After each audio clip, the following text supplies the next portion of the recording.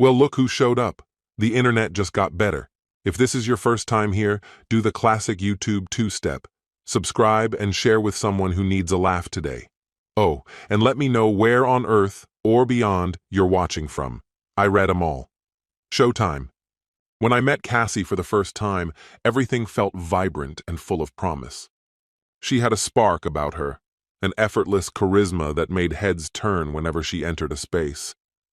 That kind of self-assurance was magnetic, and I was drawn in almost instantly. Her lively nature played off my steady demeanor in a way that just worked. In the early days, we found an easy rhythm.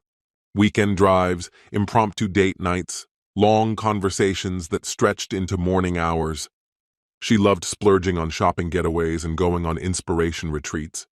I handled the practical side, focused on work, managed the budget, kept the ship steady. For a time, the setup was solid. But eventually something shifted. She stopped engaging, stopped showing interest in the little things, like how my day had gone. Eventually, I stopped expecting her to ask.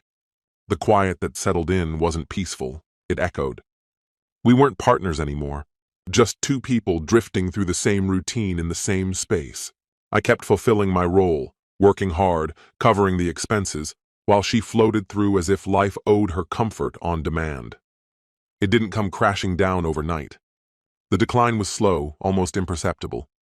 We used to have harmless disagreements about movies, dinner plans, weekend trips. They were annoying at times, sure, but they meant we still cared. Then even that faded. Conversations disappeared. Meals passed in silence. She would scroll endlessly on her phone. I'd just sit, staring blankly, wondering when exactly we stopped existing. Then Noah entered the picture. She introduced him casually, someone from an old job she occasionally grabbed coffee with. I didn't give it much thought at first, but his name started showing up more and more. Late-night texts, notifications lighting up her phone while we sat across from each other. And her smile, one I hadn't seen in years, was suddenly reserved for his messages. I didn't confront her. I simply paid attention. Then one Tuesday evening, it happened. I was rinsing dishes in the kitchen, and she was glued to her screen at the table. It felt like any other night until it didn't. Without even looking up, she said, "I'm leaving tonight." No build-up. No fight. Just those words, flat and definite. I stood still, my palm resting against the countertop, trying to process what she'd said. She didn't meet my eyes. Kept scrolling. "What do you mean you're leaving?" I asked, my voice even. "I need space, Hugh," she said, still focused on her screen. "Please don't reach out." "Okay," I responded. Calm, unemotional. She looked up then, probably surprised. Expecting an outburst. Tears. Something dramatic. But I didn't offer any of that. Just one word. She frowned. "That's it? Just okay?" "You're leaving," I said. "What do you want me to do? Barricade the door? Hold you hostage?" Her expression tightened. Not from guilt. Not from regret. Just frustration. "I'll return for the rest of my stuff another day," she said. That's when I noticed the duffel bag, already packed, resting near the kitchen island. This wasn't sudden. She'd planned it. Probably rehearsed the moment. "Fine," I said. No begging. No objections. She stood, slung the bag over her shoulder, picked up her purse and keys, and walked out. The door clicked shut behind her. The silence that followed wasn't just quiet. It was conclusive. She'd made her move. Now it was my turn. I didn't go after her. Didn't call or text. She'd made her intentions clear. I grabbed my laptop and took a seat at the table. If she was out, then she was all the way out. First step, cutting her off financially. Cassie loved flashing that Amex, treating it like a badge of prestige at high-end restaurants, boutiques, and during her online shopping sprees. But that card wasn't really hers. It was a supplementary card on my account. I logged in, found her profile, and hit remove. Just like that, authorization was gone. No more access. Next up, her visa. Continued. It followed the same pattern, one more thread quietly severed. Then I turned to the automated payments. Every month, a sizable sum had been funneling from my primary account into hers. She had labeled it household support. In reality, it went toward spa visits, high-end accessories, and those so-called creative escapes that only ever seemed to result in more credit card debt. I terminated the transfers. Her number was still linked to my family's phone plan. I didn't cancel it yet, but I shut off her international access immediately. I wasn't angry. Not really. This wasn't retaliation. It was practicality. She'd drawn a clear boundary. No calls, no marriage, no more connection. That naturally included my money. Actions have outcomes. That night, the silence in the house felt different. Not hollow, calm. A stillness I hadn't felt in years. 3 days slipped by.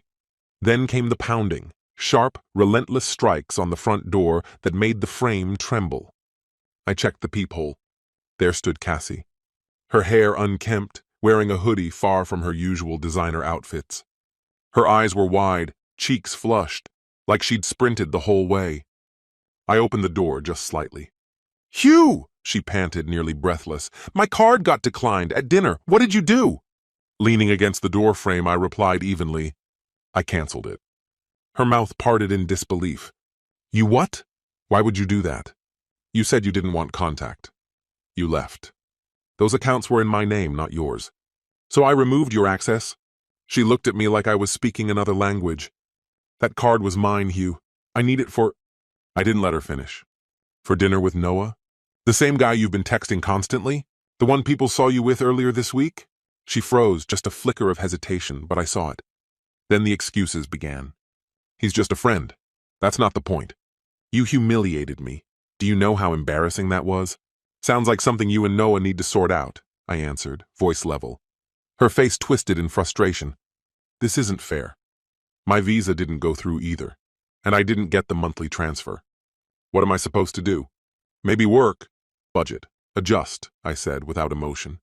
She wiped at her cheek. Her voice dropped into something more desperate. "Noah's letting me stay with him, but it's temporary. It's not enough. I need support, Hugh. Just until I can land on my feet." I lifted an eyebrow. "So you've got shelter. That's something. You'll figure the rest out." Her lower lip trembled, but then she snapped. "You'll regret this. We're still legally married. You can't just freeze me out like this. I'll sue." I took a step back and placed my hand on the door. "Do whatever you think is necessary." Then I closed it behind me. I exhaled slowly. Round one was over, but the sound of the door clicking shut wasn't closure. It was just the beginning. By Monday, my receptionist notified me that Cassie had called the office 3 separate times, all insisting on speaking with me. Each time, she was told I was unavailable, tied up in meetings.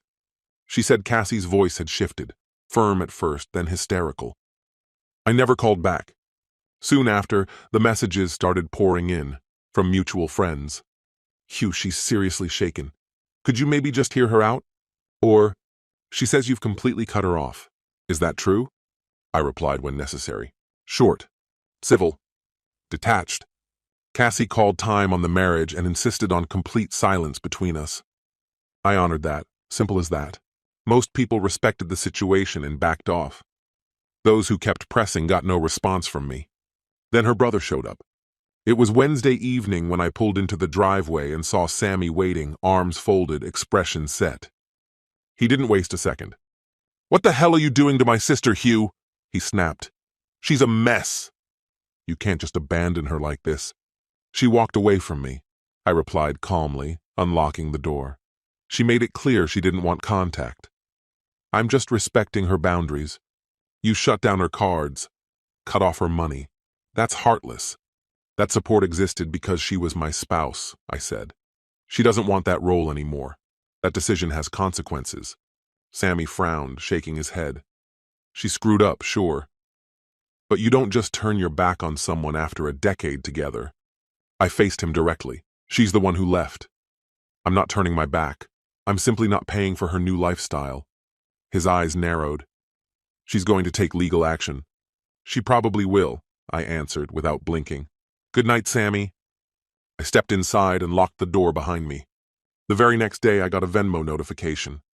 It was Cassie, requesting $500, tagged emergency. I declined it without hesitation. By Friday, I called a locksmith. He spent over an hour changing out every lock on the property. For the first time since she had left, I knew without a doubt that she couldn't walk back in without my say-so. If this was about testing boundaries, I was ready. I wasn't moving an inch. Not long after, an envelope showed up in my mailbox.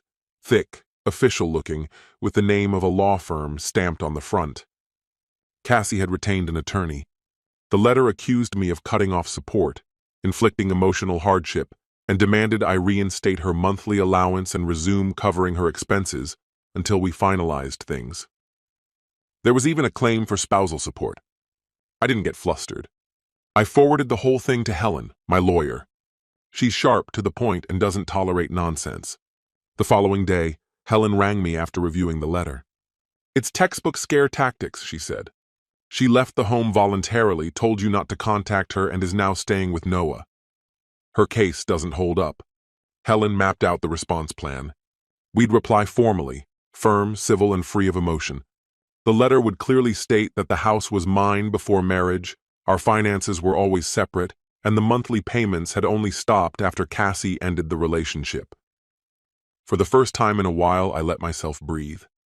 Helen prepared the reply that week, concise, professional, and legally airtight. Cassie didn't take it well. Soon enough, I began receiving messages from mutual friends, screenshots, links to her posts. She was spinning a narrative online, calling me a controlling, abusive husband who left her destitute. I didn't react. I muted, blocked, archived, let her shout into the void.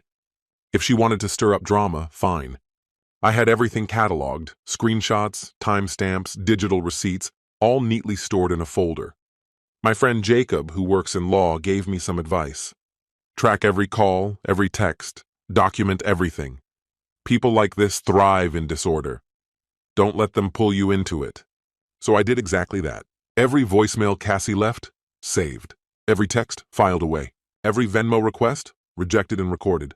I didn't feel rage, not even a trace of annoyance. What settled over me instead was a sharp sense of certainty. She had made her bed. I was simply choosing to lie in mine. 2 months passed before Cassie finally arranged to retrieve her belongings. We agreed on the time, Saturday at 2 p.m. exactly. But she didn't arrive alone. When the doorbell rang, I opened it to find her standing next to Noah. Cassie looked tense, her makeup thick, likely trying to mask the swelling around her eyes. Noah kept his gaze down, refusing to meet mine. "Afternoon," I said evenly. Jacob was behind me, and Helen had sent a paralegal to formally witness the handoff. I wasn't interested in confrontation. Cassie walked in without saying a word. They worked quickly, hauling out luggage, stacks of shoeboxes, makeup kits, and bottles of half-used skincare. It felt less like collecting memories and more like clearing out an estate. Every so often, Cassie would pause, holding up an item. "This is mine," she'd state. I'd quietly respond, "That was a gift from my parents," or "Bought with my credit." The paralegal documented everything. Anything we disagreed on went into a separate pile for later review. Noah's patience frayed as the process dragged on. "This is absurd, Hugh. You're being petty," he muttered. I stayed calm. She takes only what belongs to her. Nothing more. When the final suitcase was forced into the back of Noah's tiny hatchback, the car dipped visibly under the weight. Cassie's face was flushed, part fury, part exhaustion. Noah looked openly irritated, muttering curses as he cast sour glances in my direction. I remained at the doorway, just watching. As the car reversed out of the driveway, I felt no sense of victory. No rush of joy either. Just a steady, quiet finality. The version of Cassie who once strutted through life spending my money, wielding my credit cards, was no more. What left in that overstuffed car was a woman burdened by her choices and by the literal weight of everything she had taken. She was no longer my responsibility. She was headed into someone else's story. And for the first time since she had walked away, I felt a real and lasting calm. Weeks turned into months.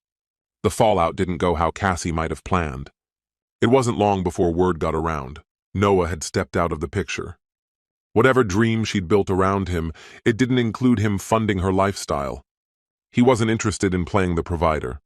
By the 3rd month, he was gone. She was left starting over. She picked up a position at a department store, working the cosmetics counter. Nothing shameful, but a far cry from her previous indulgences. boutique binges, and self-care retreats. Now she shared a small apartment across town with two other women. I was moving forward in my own way. I sold the house. It was too big, too filled with echoes of a life that no longer existed. Bought something smaller, closer to work. It felt refreshing to unlock the door to a home that was truly mine. Bare walls, sparse furniture, no lingering memories whispering from the corners. The divorce moved through the system quickly. No children to complicate things. The house had been mine before the wedding. Our finances had always been separate. Helen managed the entire process with precision. Cassie's lawyer made a feeble attempt to argue for spousal support. But with her being the one to walk out, choosing to live with Noah, and fully capable of employment, there wasn't much legal ground to stand on. Maybe the court will toss her a symbolic payment for a brief period. Maybe not. Either way, it's immaterial. There were rare moments when a wave of feeling passed over me. Not remorse, not longing. Just a soft ache for the years spent, for the woman I once thought she was. But those feelings never stayed long. Because in the end, it was all very simple. She wanted out. I let her go. She asked for space. I gave it to her. She demanded freedom. I delivered it without hesitation. No compromises, no backup plan. She chose her course, and I quietly chose mine.